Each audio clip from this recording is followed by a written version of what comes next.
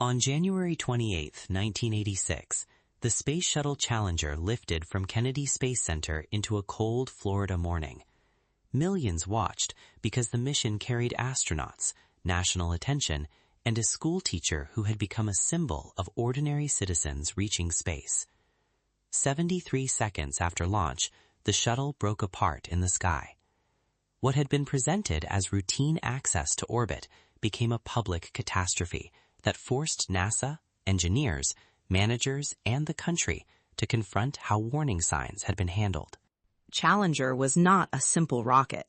It was a complex system made of the orbiter, external tank, solid rocket boosters, engines, seals, joints, procedures, weather constraints, communications, and organizational decisions. That complexity matters because disasters inside advanced systems rarely come from one isolated part. They come from interactions. A small seal problem can become a national tragedy when pressure, temperature, schedule, and management culture meet at the wrong moment. The cold weather before launch was central. Engineers at Morton Thiokol had concerns about O-ring seals in the solid rocket booster joints, especially in low temperatures. Those rubber seals were supposed to prevent hot gases from escaping through field joints. Prior flights had shown erosion and blow-by. The issue was not entirely unknown.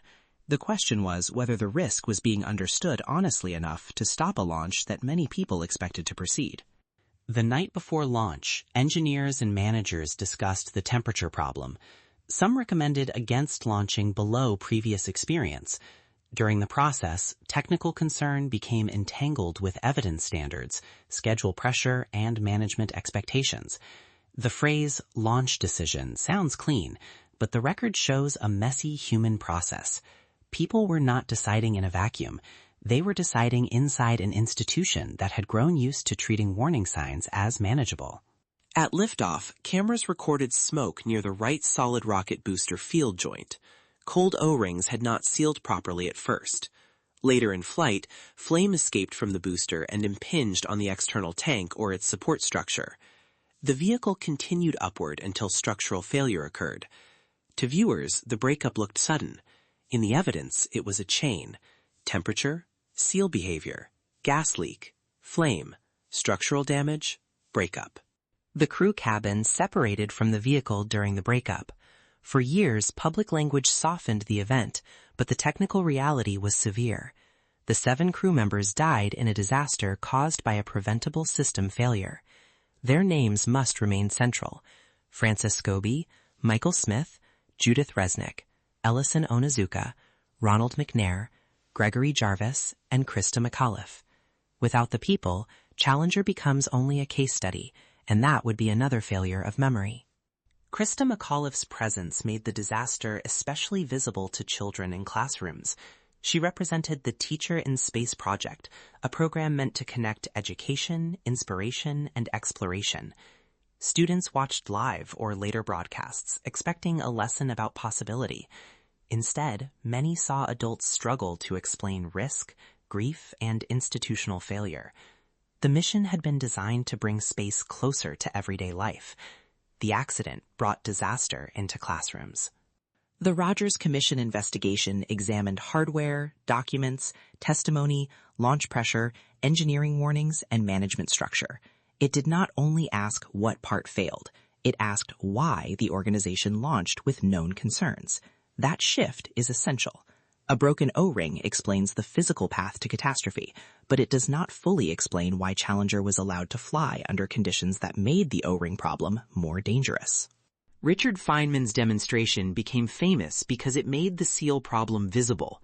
By placing O-ring material in ice water, he showed how cold reduced resilience. The demonstration mattered not because it solved the investigation alone, but because it translated technical abstraction into public understanding. A rubber seal that cannot respond quickly enough in cold conditions is not a minor detail when it sits inside a rocket booster. The phrase normalization of deviance is often associated with Challenger because repeated anomalies had not produced disaster before. When damage appears and a mission survives, an organization can gradually treat the damage as acceptable. Each survival becomes false reassurance. Challenger shows how success can become dangerous evidence when people learn the wrong lesson from it. The absence of catastrophe is not proof that a risk is controlled. Photographs and video from the launch are painful evidence. They show the vehicle leaving the pad, the smoke, the plume, the breakup, and the twin booster trails moving through the sky. NASA diagrams and commission materials show the joint, O-ring behavior, and failure path. These visuals should not be used as spectacle.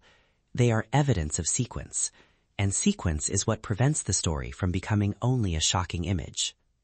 After the disaster, the shuttle program stopped while investigations and redesigns moved forward. Solid rocket booster joints were changed. Safety structures, communication channels, and launch decision processes were reevaluated.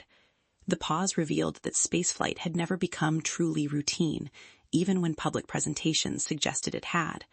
Exploration remained dangerous, and danger required a culture willing to hear uncomfortable engineering facts before countdown reached zero. Challenger also exposed the tension between inspiration and honesty. Space agencies need public support, and public support often grows through stories of courage, progress, and national achievement. But inspiration becomes fragile when it hides uncertainty. The crew did not need myth after the accident. They needed truth. A culture that honors astronauts must also protect the engineers who say no when evidence points toward danger.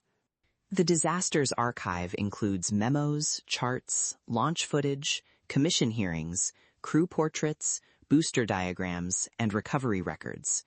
Each type of evidence reveals a different layer. The portraits show who was lost. The diagrams show how the system failed. The memos show what was known. The hearings show how institutions defend, revise, and sometimes finally admit what happened. The full truth requires all of them together. For engineers, Challenger remains a warning about communication. Technical concern must survive translation upward through management. If each layer softens uncertainty, the final decision makers may hear confidence where engineers intended alarm. The problem is not only whether data exists, it is whether the organization has a path for data to stop action. A warning that cannot change a decision is not really a warning. The final lesson is severe but necessary. Challenger was not destroyed because people lacked intelligence or courage. It was destroyed because a complex organization allowed schedule, familiarity, and previous survival to weaken its response to known risk. Spaceflight demands ambition, but ambition without disciplined doubt becomes pressure. On that cold morning, the sky showed what happens when a system launches before it has truly listened. That warning remains part of every launch decision.